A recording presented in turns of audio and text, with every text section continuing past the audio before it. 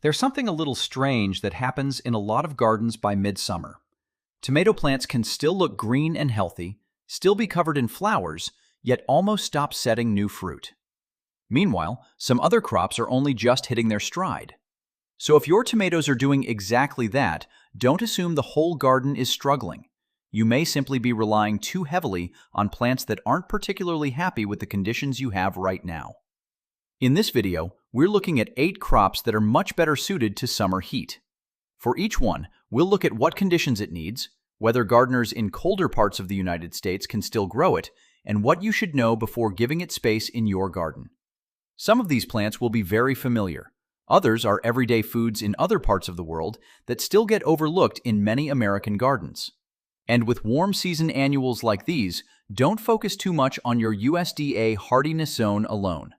Your last frost date, soil temperature, and the length of your hot season often matter much more.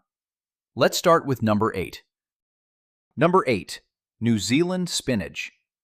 If you've ever tried to keep regular spinach looking good through the middle of summer, you've probably realized that this just isn't the season it wants. Spinach is a cool weather crop. As the days get longer and temperatures climb, it tends to bolt, the leaves lose quality, and that productive spring crop quickly comes to an end. New Zealand spinach fills that gap surprisingly well. Despite the name, it isn't actually the same species as regular spinach. What matters is that it enjoys much warmer weather and can keep producing tender shoots long after cool season spinach has disappeared from the garden. In most of the United States, you can simply grow it as a warm season annual. It doesn't really matter whether you garden in zone 5, 6, or 7 if your summers are warm enough. Wait until frost danger has passed and the soil has started warming before planting. Give it good sun and reasonably fertile soil. Consistent moisture will also give you better, more tender growth. Once established, the plant can tolerate some dry periods, but there's a big difference between surviving dry soil and continuing to produce high-quality greens. You also don't have to wait for one big harvest at the end of the season. Once the plant is growing well, you can regularly snip off the tender tips. That encourages more branching, which means more fresh growth to come back and harvest again. So, if summer spinach always feels like a losing battle where you live, the problem may not be your gardening. You may simply be asking a cool season plant to keep working in weather it was never meant to enjoy. Number 7. Roselle. Roselle is one of those plants that can blur the line between an edible garden and an ornamental one.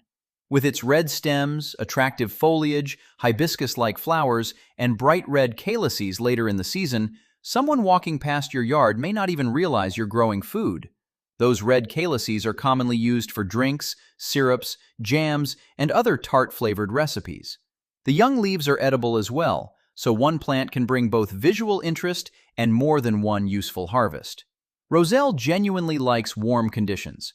In mild winter areas, roughly USDA zones 8 through 11, it may survive for more than one season if temperatures stay warm enough. In colder areas, you can still grow it as an annual.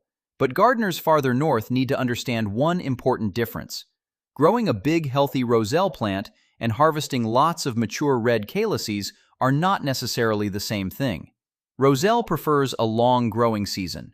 Many varieties begin flowering as the days shorten later in the year. If your first fall frost comes early, you may end up with a beautiful plant full of leaves that simply runs out of time before producing the harvest you expected. So think about what you actually want from it. If you're interested in the edible leaves and the appearance of the plant, Roselle can still be very worthwhile in a shorter season. But if your main goal is a large harvest of mature calyces, the length of your frost-free season matters much more. Give the plant full sun, well-drained soil, and enough room to grow. This isn't a small vegetable you squeeze into a tiny opening between other crops. But if you have a sunny spot and want something edible that genuinely looks comfortable in summer heat, Roselle is well worth considering. Number 6. Cowpeas, including black-eyed peas.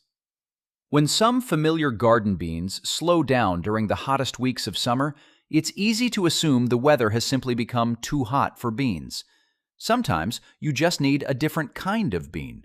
Cowpeas, including the familiar black-eyed pea, are a great example.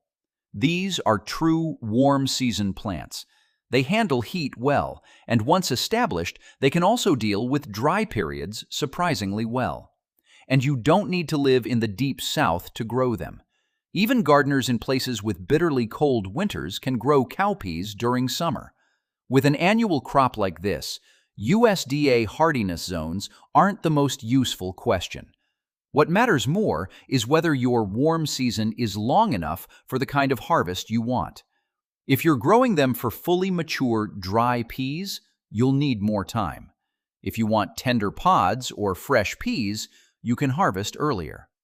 In some food traditions, even the young leaves are eaten. One important thing: don't rush cowpeas into cold spring soil. These are not peas that want to sit in chilly, wet ground. Wait until the soil is genuinely warm.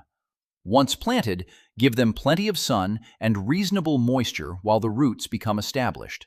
After that, they usually handle short, dry spells better than many common garden vegetables. Cowpeas aren't maintenance-free plants. That isn't the point. Their advantage is that the kind of summer weather that starts wearing down some familiar crops is exactly the kind of weather they're better prepared to handle. But heat tolerance isn't the only thing worth looking for in a summer garden. The next plant is especially interesting because it can give you two different kinds of harvest from the same patch of ground. Number 5. Sweet potato greens. Sweet potatoes are one of those crops that many gardeners grow while waiting for just one thing: the roots underground. But the plant above the soil can give you a harvest too. The young leaves and tender shoots of sweet potato vines are edible, and that becomes especially useful because sweet potatoes genuinely love warm weather. They're very sensitive to frost and don't appreciate being planted too early. Across much of the United States, gardeners wait until frost danger has passed and the soil has warmed to around 65 degrees Fahrenheit before planting slips. Once summer settles in, the vines can grow fast. Underground, those storage roots usually need somewhere around 3 to 4 months, depending on the variety and conditions, to size up properly. But you don't have to wait that entire time before getting something edible from the plant. A moderate amount of young leaves and tender shoot tips can be harvested as greens while the plant continues growing. Of course, if your main goal is a heavy crop of large sweet potatoes, don't strip the vines bare. The plant still needs its leaves to photosynthesize and feed those roots underground. A better approach is to harvest selectively and leave most of the foliage doing its job. Sweet potatoes prefer plenty of sun, well-drained soil, and fairly consistent moisture while they're getting established. Once the roots are strong, they can handle somewhat drier conditions. The dense vines also help cover exposed soil, reduce the amount of ground sitting directly under the summer sun, and suppress some weeds. That's what makes this crop so efficient in the right garden: edible greens above the soil through summer, while another harvest quietly develops underneath. One plant, 2 layers of food. Number 4. Malabar spinach. For many people in Asia, Malabar spinach is nothing unusual. But in an American garden built around spinach, lettuce, and kale, this tropical vine can completely change the way you think about summer greens. Malabar spinach isn't actually spinach, and that's exactly why it works. By the time regular spinach has bolted or disappeared from the garden because of heat, Malabar spinach may only be getting started. The plant is extremely sensitive to cold. Put it outside too early while nights are still cool and the soil hasn't warmed, and it may appear to do almost nothing for weeks. But once real summer temperatures arrive, the growth rate can change dramatically. In roughly USDA zones 9 through 11, Malabar spinach may survive longer as a tender perennial if frost stays away. Across most of the United States, just treat it as a warm season annual. A cold winter doesn't matter if your summer is hot enough. The most important thing to give this plant is something to climb. Malabar spinach wants to grow upward. A fence, netting, or tall trellis can turn a surprisingly small patch of soil into an entire wall of edible greens. Regularly harvesting the tips encourages more branching and gives you more tender shoots to come back for later. There is one catch, though. Heat-loving does not mean drought-loving. If you want soft leaves and steady growth, the soil should stay reasonably moist without becoming waterlogged. Full sun works well, although in places with extremely harsh afternoon sun, some light shade can still be useful. If the plant stays too dry for too long, it tends to flower more heavily and the leaf quality can decline. So Malabar spinach isn't something you plant and completely forget, but it is an excellent way to turn summer heat and vertical space into a steady supply of greens. Number 3. Leafy amaranth. Across parts of Asia, Africa, and Latin America, leafy amaranth is simply an ordinary vegetable. But in many American gardens, it still isn't nearly as common as lettuce, kale, or spinach. And that points to something interesting. Sometimes we keep trying to solve garden problems with the same small group of familiar crops, while people growing food in hotter climates have been using better adapted alternatives for generations. Leafy amaranth is a good example. It's a fast-growing annual that handles heat very well. Once established, many varieties can also tolerate short, dry periods and less than perfect soil better than you might expect.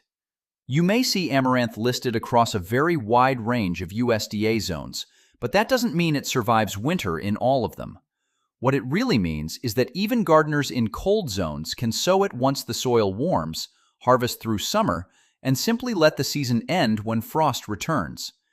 Give it good sun and well-drained soil. Once the plants are large enough, you can start harvesting the leaves and tender growing tips instead of waiting for the plants to reach full maturity. Regular harvesting helps keep the growth young and tender, and it also makes the plants easier to manage. If greens are your main goal, choose varieties bred or traditionally grown for leaf production rather than letting giant plants mature all the way for grain.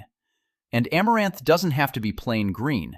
There are red, purple, and multicolored varieties that can add real visual interest to an edible landscape.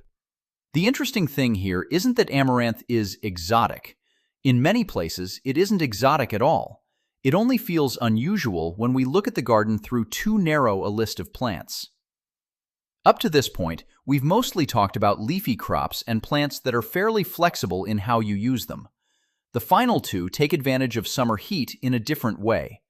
Truly warm conditions are an important part of what helps them produce well. Number 2. Yard-long beans. If you've never grown yard-long beans before, those long pods hanging from a trellis can make you stop and look twice. The name can make people imagine pods stretching a full yard, about 3 feet, but you don't need, and usually don't want, to wait that long before harvesting. With many varieties, the pods are best while they're still slender and tender, before the seeds inside begin swelling too much. That's often somewhere around 12 to 14 inches long. What makes yard-long beans especially useful here is that they truly need warm weather to grow and produce well. They're closely related to cowpeas, and they don't merely tolerate heat. They want both the soil and the air to be properly warm before they really start performing. Because they're annuals, gardeners in colder USDA zones can still grow them. The important question isn't how cold January gets. It's whether the period between your last spring frost and first fall frost is long enough and warm enough. Give the plants full sun and prepare a sturdy support from the beginning. These vines can easily grow above your head, so a small tomato cage usually isn't enough. A tall trellis, fence, or strong netting works much better and also makes the pods easier to find. Once production begins, harvest often. In hot weather, the pods grow quickly. Checking the vines every day or two helps you catch them while they're still tender and keeps them from becoming oversized and tough. Yard-long beans also bring a very different look to the midsummer garden. While some beds may already be starting to look tired, a vigorous trellis covered in long green pods can still look full of life and keep producing. Number 1. Okra. Number 1 isn't the strangest plant on this list, but it may be the one that best explains the entire idea behind this video. When hot nights make it harder for tomatoes to set fruit, okra is often right where it wants to be. This is a genuine hot weather crop. Okra grows well in warm to hot conditions, and once established, it can continue flowering and producing pods through the heart of summer. Across most of the United States, okra is grown as an annual, so even if you garden in Zone 5, 6, or 7, that doesn't automatically rule it out. You simply need a summer that is warm enough and long enough, and you need to plant after frost danger has passed. Okra likes full sun and well-drained soil. While the plants are young, regular moisture helps them build a strong root system. Once mature, they can handle hot and relatively dry conditions better than many common vegetables. But drought tolerance doesn't mean maximum production with no water. If the plants stay too dry for too long, yield can still suffer. Once okra starts producing, the most important job may not be caring for the plant. It may be remembering to harvest. The pods grow incredibly fast. A pod that looks perfect today can become long, fibrous, and much tougher just a few days later. During peak production, checking the plants every day or every other day is completely normal. And there's another reason okra deserves more attention in the garden. The flowers are beautiful. Okra is related to hibiscus, and those pale yellow flowers with dark centers can look perfectly at home among ornamental plants. It's a good reminder that growing food doesn't have to make a garden less attractive. But the reason okra takes the #1 spot is still the contrast. Same hot day, same garden. Your tomatoes may be setting fewer new fruits while the okra is still flowering, sizing up pods, and sending you back outside with a basket. Same heat, same garden, different crop. Tomatoes struggling through the hottest part of summer doesn't mean you should pull them out. When temperatures ease, they may start setting fruit again. Choosing the right varieties, watering properly, and reducing heat stress still matter. But a productive food garden doesn't need every crop to enjoy exactly the same weather. New Zealand spinach can take over when cool season greens are finished. Roselle gives you both food and color. Cowpeas keep working through hot weeks. Sweet potatoes give you greens above the soil while roots grow underneath. Malabar spinach turns vertical space into summer greens. Amaranth opens the door to a completely different kind of heat-loving vegetable. Yard-long beans turn a trellis into productive growing space, and okra can keep producing through some of the toughest weeks of summer. The goal isn't to force every plant to adapt to the same season. A garden often becomes easier and more productive when we choose plants that actually fit the conditions we already have. What USDA zone are you gardening in? And which crop keeps producing best through the hottest weeks of your summer? Share it in the comments. Experiences from gardens in different parts of the country can help other gardeners find plants that make sense for their own conditions. If you like this kind of practical gardening, choosing the right plant for the right climate, the right space, and the right season, subscribe to the channel. We still have a lot of gardens left to explore. If your tomatoes slow down in midsummer, your garden doesn't have to slow down with them. Let the hottest part of the season belong to the plants that actually enjoy it. Thanks for watching, and I'll see you in the next garden.